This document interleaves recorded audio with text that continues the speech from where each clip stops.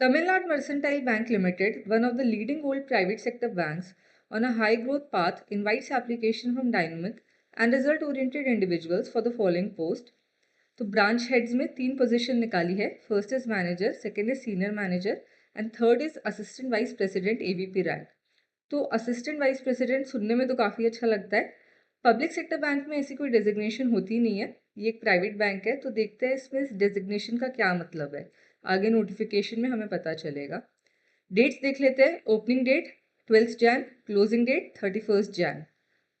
Candidates apply कर सकते हैं टीएमबी की वेबसाइट से, ये लिंक दिया है.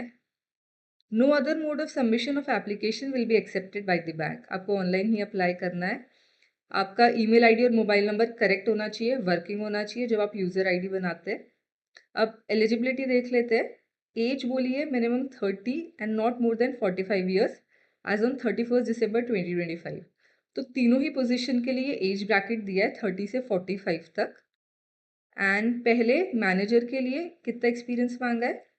5 ईयर्स का एक्सपीरियंस मांगा है in banking in the cadre of assistant manager और अबव. मतलब आप या तो 5 साल असिस्टेंट मैनेजर होने चाहिए या फिर उसके ऊपर मैनेजर होता है, तो आपने मतलब 5 साल का एक्सपीरियंस इन दोनों कैडर्स में लिया होना चाहिए एंड बैंकिंग में. सीनियर मैनेजर के लिए minimum 8 years of banking experience including at least 4 years in a managerial cadre in the cadre of manager. तो सीनियर मैनेजर के लिए 8 साल का एक्सपीरियंस मांगा है बैंकिंग में और उसमें से 4 साल आप मैनेजर होने चाहिए.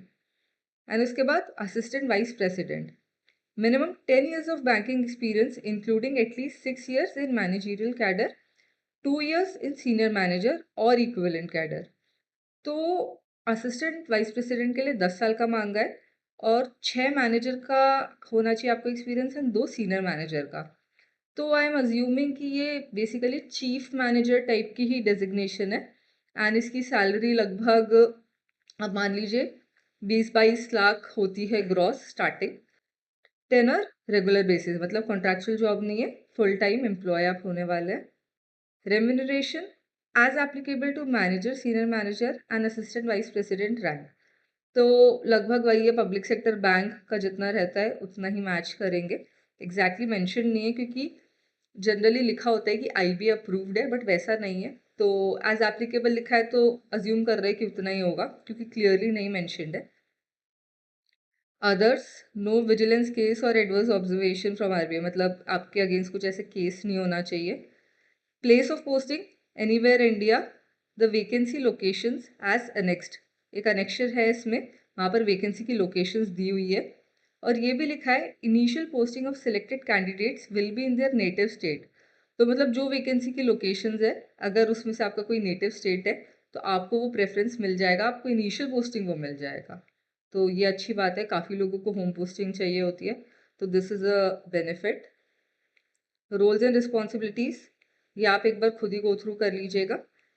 डेफिनेटली ब्रांच हेड मांगा है तो उससे रिलेटेड ही होगा, जैसे to drive growth in CASA retail deposit, तो वही है जो ब्रांचेस में काम होता है, उससे रिलेटेड रोल्स एंड रिस्पॉन्सिबिलिटीज़ है. अब हम प्रोसीजर ऑफ सिलेक्शन पर आ जाते हैं. The short listed candidates should appear for interview.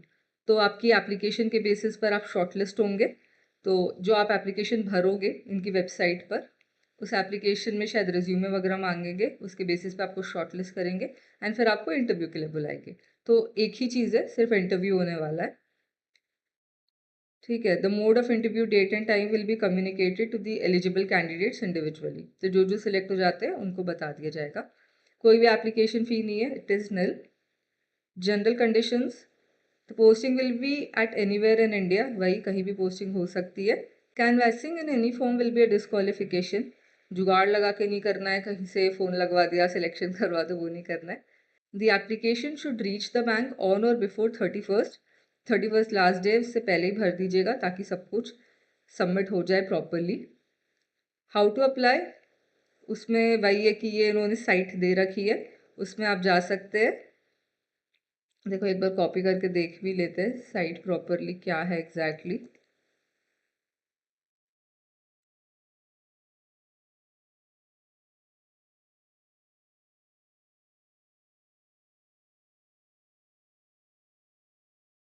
तो ये है इनका करियर पेज. यहाँ पर आपको इनका एडवर्टाइजमेंट मिल जाएगा, वही जो मैं पढ़ रही हूँ. एंड यहाँ पर आप अप्लाई कर सकते हो मैनेजर के लिए, सीनियर मैनेजर के लिए, असिस्टेंट वाइस प्रेसिडेंट के लिए। उसके बाद जब आपका रजिस्ट्रेशन आईडी और पासवर्ड हो जाएगा, जैसे ही आप एक बार अप्लाई करते हैं आपका एक आईडी पासवर्ड बन जाएगा, वो आप यहाँ पर डालकर फिर लॉगिन कर सकते हैं आपकी एप्लीकेशन व्यू करने के लिए। ठीक है, तो यहाँ पर वही दिया है कि आप इस साइट पर जाके अप्लाई ऑनलाइन कर सकते हैं। सक्सेसफुल रजिस्ट्रेशन पर आपको एक लिंक मिल जाएगा रजिस्टर्ड ईमेल आईडी पर, वहाँ पर आपको रजिस्ट्रेशन नंबर और पासवर्ड मिल जाएगा, वो संभाल के रखना है।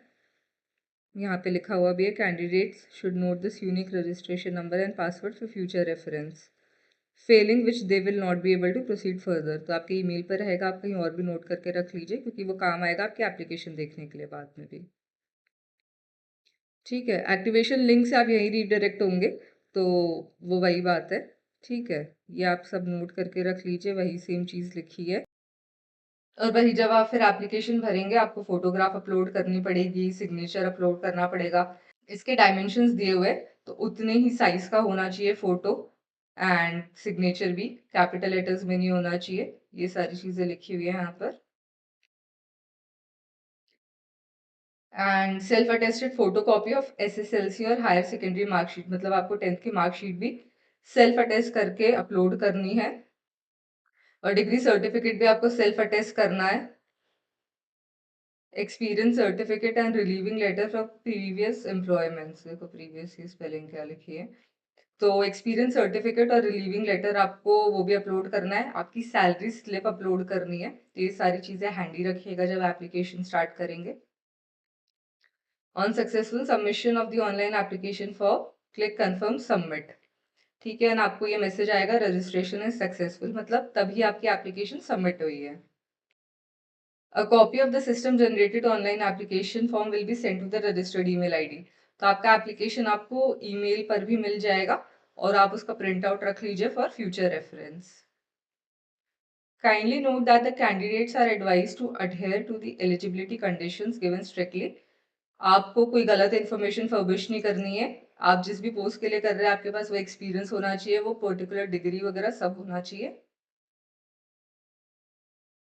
डिस्क्लेमर दिया है, please note that the e applications with incorrect, incomplete particulars और without copies of certificates attached as required above are liable to be rejected. अगर आपने कुछ अपलोड नहीं किया, गलत अपलोड कर दिया, कोई भी डिटेल इनकम्प्लीट रखी, तो आपकी एप्लीकेशन रिजेक्ट हो जाएगी। ठीक है, the bank reserve the right to reject any application without assigning any reason. मतलब बैंक का डिस्क्रिप्शन लास्ट में होगा, फाइनल है जो भी। अगर वो आपका एप्लीकेशन किसी भी बेसिस पे रिजेक्ट कर सकता है, तो जरूरी नहीं है उसे कोई रीजन भी देना पड़े, इट कैन। तो ये सब डिस्क्लेमर में लिखा है। अब एनेक्चर देख लेते हैं।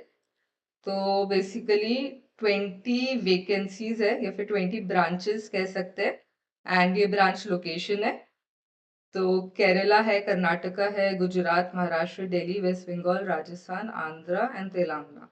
तो इसके अंदर नंबर ऑफ ब्रांचेस है जहाँ पर वैकेंसी निकली है, तो आपकी पोस्टिंग इन सिटीज में हो सकती है। तो that was the end for the application, and अगर आप इंटरेस्टेड है तो प्लीज़ भरिए ये फॉर्म। एंड अगर कोई और है आपके नोन में जिनको ये फॉर्म भरना चाहिए, आपको लगता है कि उन्हें भरना चाहिए, तो उनके साथ शेयर करो। वीडियो अच्छा लगा तो लाइक कर दो, कमेंट में मुझसे कोई भी क्वेरी पूछ सकते हो, एंड सब्सक्राइब नहीं किया चैनल तो कर दो यार, फ्री है। Thank you and keep watching अरे।